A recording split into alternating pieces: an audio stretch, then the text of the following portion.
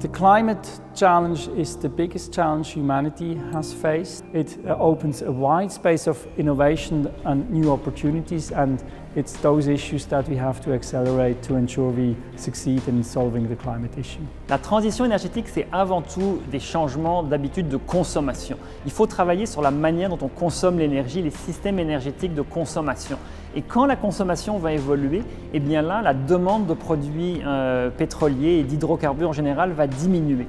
Je pense que la population est très engagée au Québec.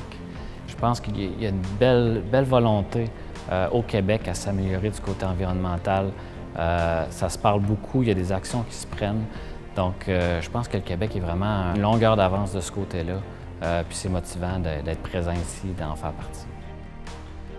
Il faut vraiment mettre les ingénieurs au défi de résoudre ce problème-là, qui n'est pas un problème très compliqué quand on pense qu'on peut envoyer une fusée sur la Lune. Oui, ça prend des ingénieurs, mais ça prend surtout un bon processus d'affaires qui met les ingénieurs au défi de livrer des résultats. Les ingénieurs sont extrêmement compétents, créatifs, mais ils vont travailler dans le cadre du contexte qu'on va établir pour eux. Alors, c'est important de mettre le contexte, de mettre la table pour qu'ils puissent faire vraiment la différence.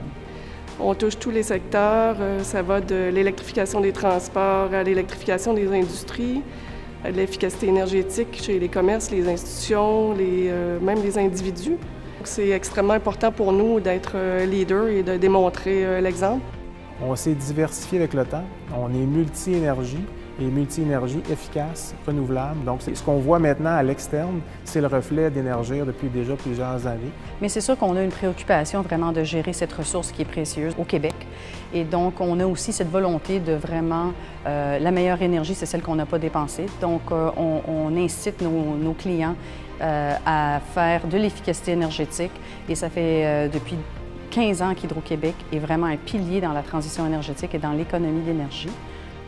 Well, today, what really drives progress is two things. On the one hand, it's the policy side. On the other hand, it's the innovation that happens in every company, at every city level. Alors, il n'y a pas qu'une seule solution. Essayer de trouver la solution qui sera la mère de toutes les solutions, ça n'existe pas. Ce qu'il faut qu'on regarde, c'est l'ensemble des technologies dont on dispose aujourd'hui, qui ont fait les preuves en termes d'efficacité. Est-ce qu'on se pose sincèrement la question, comment est-ce qu'on va pouvoir les déployer de manière massive?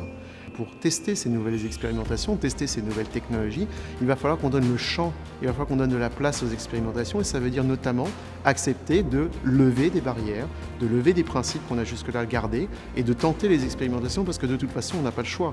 Et donc à partir du moment où on aura suffisamment de personnes qui sont conscients que les technologies existent et qui voient qu'on est capable de mettre les choses en place et que ces choses amènent à des résultats tangibles et concrets, là on peut espérer abattre le biais cognitif qui fait qu'on écoute plutôt les mauvaises nouvelles que les bonnes.